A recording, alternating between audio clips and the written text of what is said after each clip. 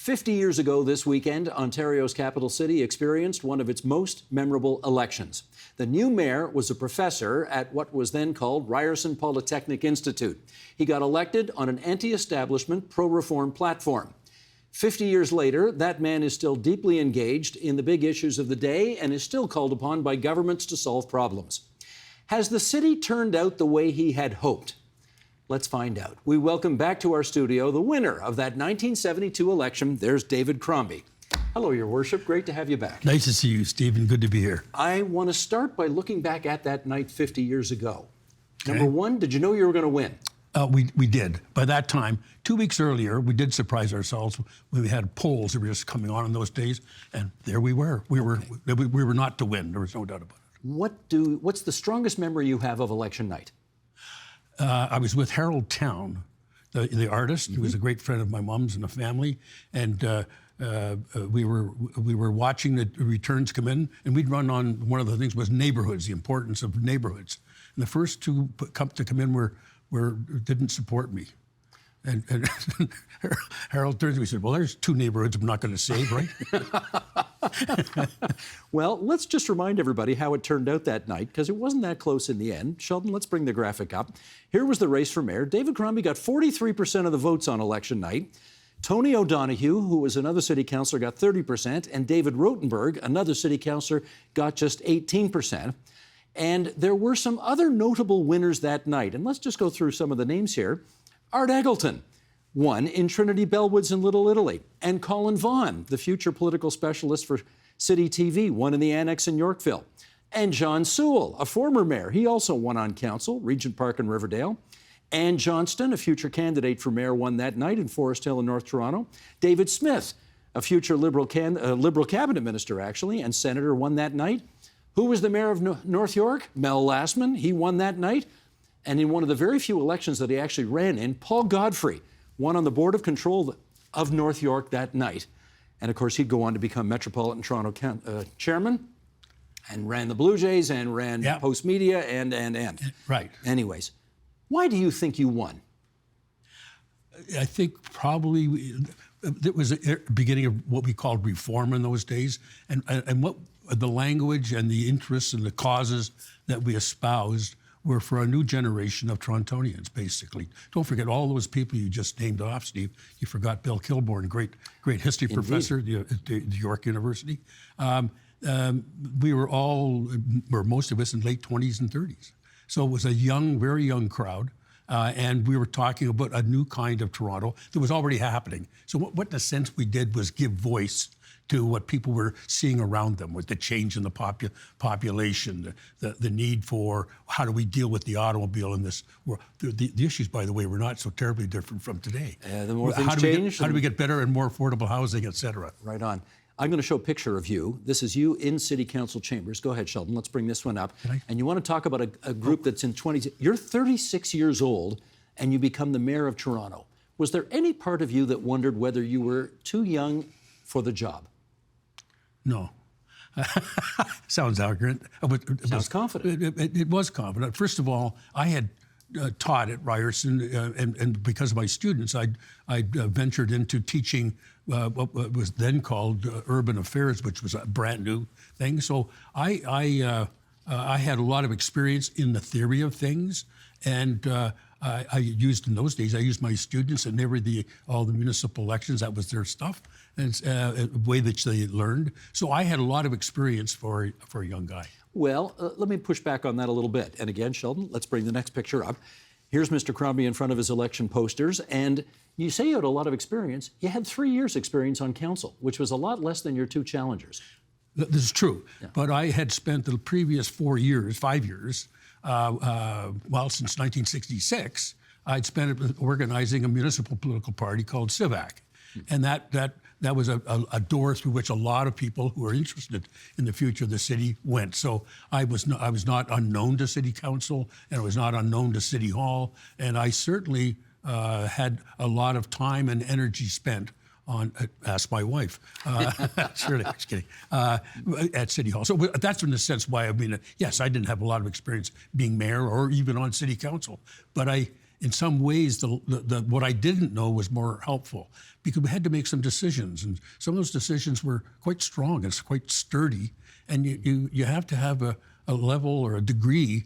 My father used to say, "You got to be young and stupid," but I think you at least need to have a kind of ignorance of the dangers you're walking into, because so in a sense, I was reasonably confident because I thought I knew something, but I didn't know enough to be afraid. Gotcha. Let's put another picture up, Sheldon. And this is you in front of the financial district, which looks obviously dramatically different 50 years later. They put in the odd building. They have put in the odd building. That's a good way to put it. Are you content with the way that part of the city has grown over the last 5 decades? Yes, I am. How come? Not just the downtown. We did the downtown. That was our new one of the contributions we made was the downtown plan of 1976, which lasted for 40 years, and the whole style and understanding of what that future of the downtown would be is still there, and it's even stronger. Why? Because it's got energy, it's got opportunity, it's got creativity. It is extraordinary. I still walk it. I just walk around, and the downtown is fantastic. But it's also true with other parts of the city. I walk everywhere. and I see you. I mean, because I do too, and I see you walking. I oftentimes don't bother you, but I see you just walking happily down Yonge Street. I'm humming away. Yeah. But the city itself, not just the downtown, am I happy with it? Sure. Have we made some mistakes? Yes, we probably have. But it's fantastic. The one thing, and maybe we'll get into it, I don't know, but I mean, we dealt with diversity of human diversity in a way which very few cities in the world have. We're one of the few cities that look forward to more immigration than last year. You try that in a lot of places around the world. More than half the people in this city were not born in Canada. Absolutely. How many cities and we in the world found a would say way that? in which to Metro Caravan at that time was an introduction to all of that. Okay, you said a second ago, the city has developed in the way it has over the last 50 years, not all of it great. The first thing you said, you cared about neighborhoods. You wanted to make sure neighborhoods didn't get bulldozed down by a variety of things. Yeah. Are you content with the way neighborhoods have been preserved in this city over the last 50 years? Yes, I am. Even more, I now live in an old city neighborhood, started about 1880, 1870, over by Bloor and Dufferin. And I walked all those streets. They're now being intensified, and the people digging into the basement, putting them up the top. So there's a new people. I live in the old Portuguese neighborhood. It's fewer and fewer Portuguese, but more and more other folks from around the world. So am I happy as I see that intensification? Because I was saying a moment ago that they can talk all they like about the theory of intensification. Should it be gentle? Should it be this? Should it be that? People are going ahead and doing it. They're just not reporting it to City Hall. Now that's interesting. So you think the intensification that the current provincial government says it wants, right? We got lots of people coming here. We got to house them somewhere. You think it's happening, even though City Hall isn't necessarily letting building permits? Yes. You just have to walk them streets, and you'll see it. No, they can do more. And I think that if you go back and look at some of the old, and it's just true in places like Hamilton, corner places, 4 stories high, 4-story places, 6 stories, some of them, those walk-ups are going to come back. There's nothing wrong with that. It's a good thing. So intensification, it depends how it's designed and how well it's done, and what are the conditions of living around it and in it. But intensification's really a good thing, and I think the provincial government should be stronger about it, not weaker. What part of the city has not developed in a way that pleases you? I don't know. I think they've tried so hard in the Northwest, the old North York Northwest, and I think that's one of the hardest pieces of work to do, because for a whole bunch of reasons, which we don't have the time to go into. They try hard, but there needs to be more work done there. But as you think about how the city has developed over the last 50 years, where did they blow it? I don't know. I think probably in the integration of schools with neighborhoods. They're still set apart. Huh, okay. All right? A school should be a strong part of neighborhoods, not separated from them. And so I think we've, probably because the school boards have been a separate administration from the city and do their own real estate, which for example, they don't do in New York. New York, the city of New York looks after the land development for schools. But here we separate them, so therefore there's always a kind of standoffishness. Now, we've used schools socially, but we could use them more, in my own judgment. We could use the land more usefully so that it become more community resource, and that's happened in some areas. We need more of that. I thought you might say, because I put the question open, but I thought you might say the waterfront, because there was a time in this city when a lot of people were very unhappy with all the condo towers that were going up at the waterfront, so-called separating the people from their water. Yeah. Do you buy that? No. Okay, because? Sorry? I was raised on the waterfront. I was raised in the west end of the water in Sunnyside, right at Ellis Avenue and the lake. Right, a waterfront part of my life, my whole of my life. And when I was both mayor and later on, I did some work in a commission on the future of the Toronto waterfront. Yeah. It was only a question of more patience, right? Because in the 1960s and early 70s, the waterfront became transformed. It became transformed because the old uses died off. Yeah, the industrial uses became the railways moved out north up to Number 7 Highway, right? The port changed. The Great Lakes trade system changed. All of that stuff. So it was bound to. So in the 1970s, we were beginning to see we needed to go at it, and I think we did. If you go down there now, and if you had a picture of the waterfront, say in 1972, and see it now, we've done a fantastic job. Okay, I want to talk to you about something that was a huge issue when you first became the mayor, and it had to do with an expressway that a lot of suburban politicians wanted to build from the northwest part of the city right down, in some cases, the suggestion was right down to the water. And you were on the Jack Webster show just after you finished up being the mayor. This is in 1979. I think you're just about to run for federal politics at this point.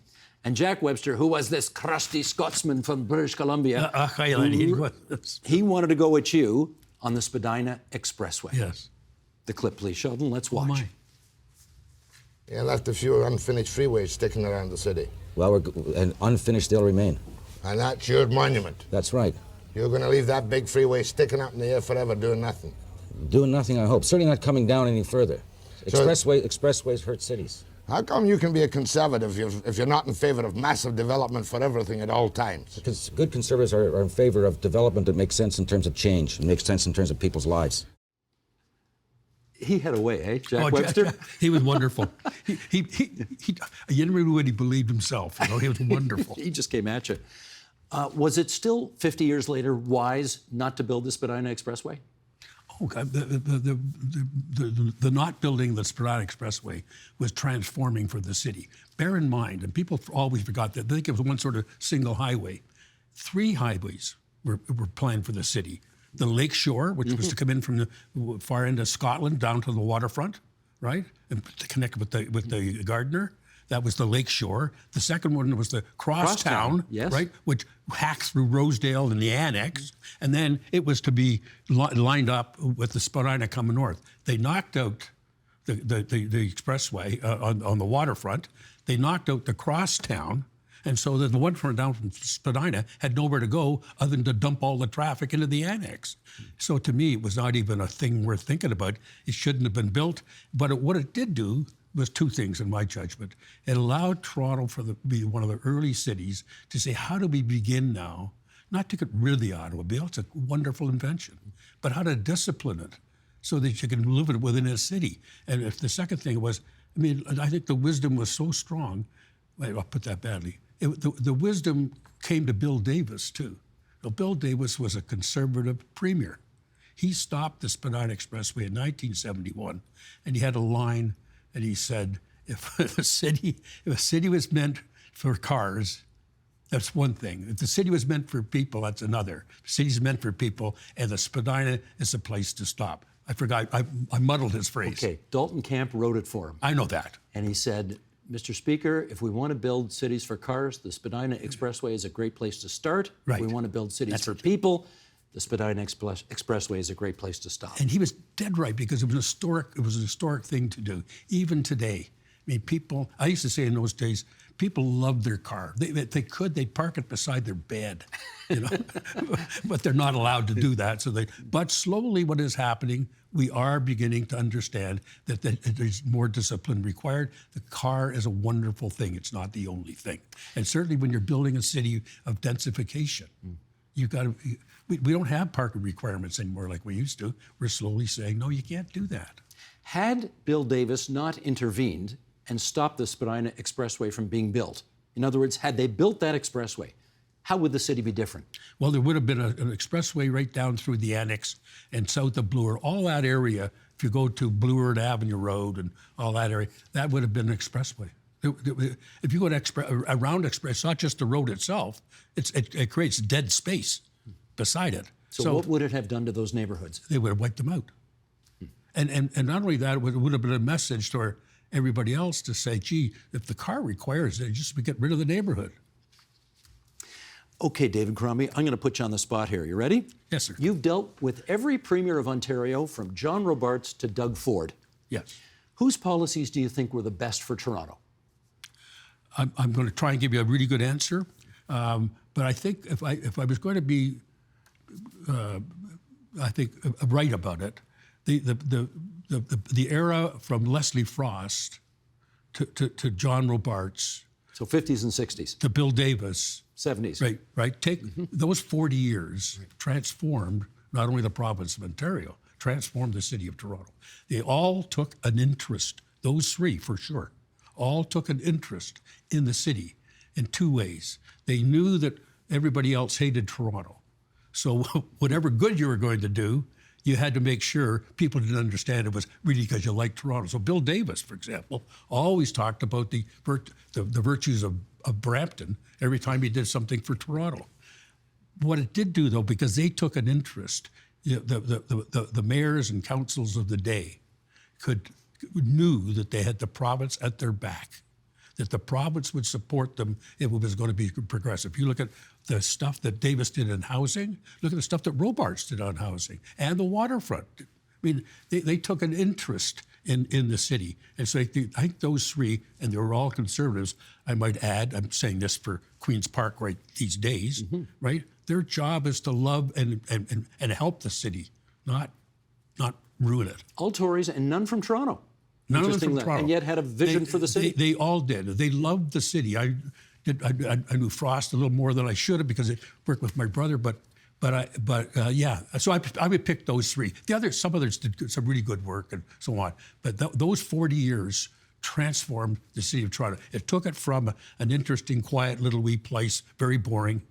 Second price was, what would they used to say? First price a week in Toronto. Second price is 2 weeks in Toronto. But they took that city and had an enormous impact on its development. All right. Conversely, which premier do you think did the worst for Toronto? You're going to get me into trouble here, Steve. I'm trying. I think we're watching it happen today. Because? Because I think the premier does not have Toronto's interest at heart. He's from Toronto. He's elected in Toronto. Maybe that's the problem. Maybe we need those guys who are not part. But that's my view. And I've now spent a lot of time abroad to things we shouldn't be. But they're in the business right now of unwinding the green belt, the hollowing out the conservation authorities.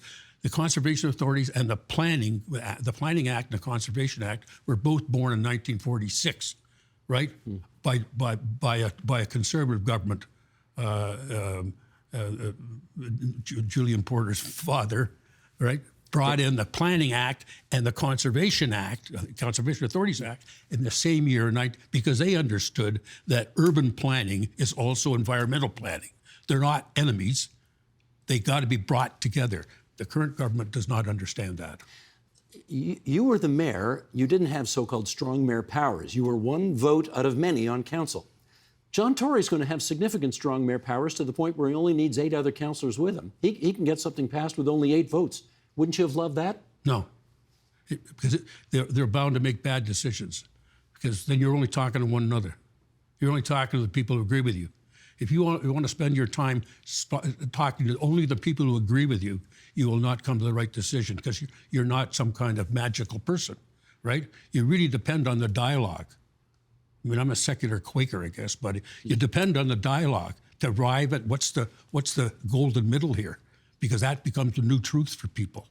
And so the idea that somehow I can depend on my friends and no, we will not get better. We will get worse.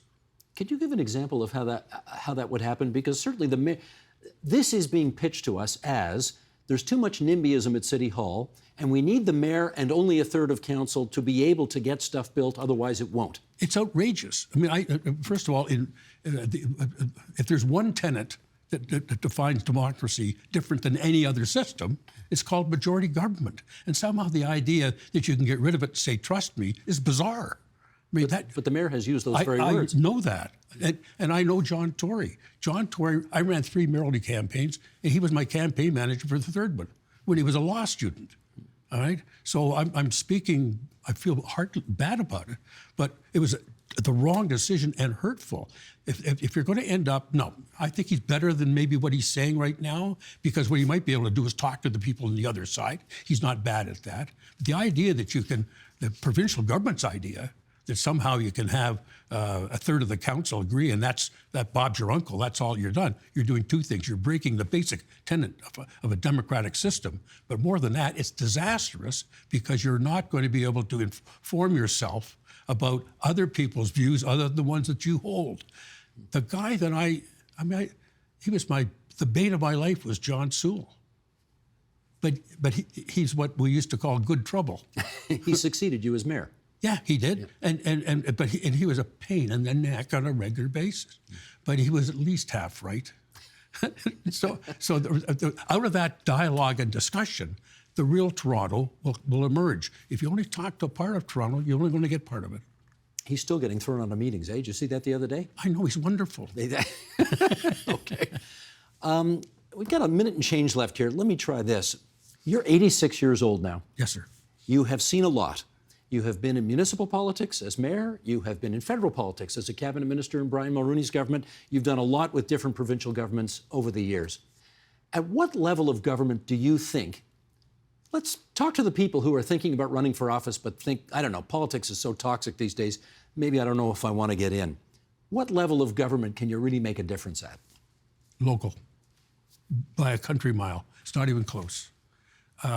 So long as you don't have, party politics is one of the big factors in the difference, right? Because in party politics, you have to quite properly go with the party, or don't belong to it. But local issues are very personally felt. Even when we talk about a low turnout at the polls, local elections are elections and votes by people who are experts in the field. Your voters are experts. They know about the school. They know about the bus system. They know about waste management. They know whether the garbage is picked up on Tuesday. They know all the stuff. Now, you ask how many people know whether or not we're doing well with China. Tell them they know about China. They know about, so you're dealing with an educated electorate locally. And therefore, the discussion is from real people about real things. And they will learn the rudiments of what political life is in a free society locally by a country mile better off. Last question. Yes, sir. Did it ever bother you to be called the tiny perfect mayor, which you have been for so long? No. I used to get asked that, and I used to say, no. If you're a short little person like me, the chances are you've got a short little family, right?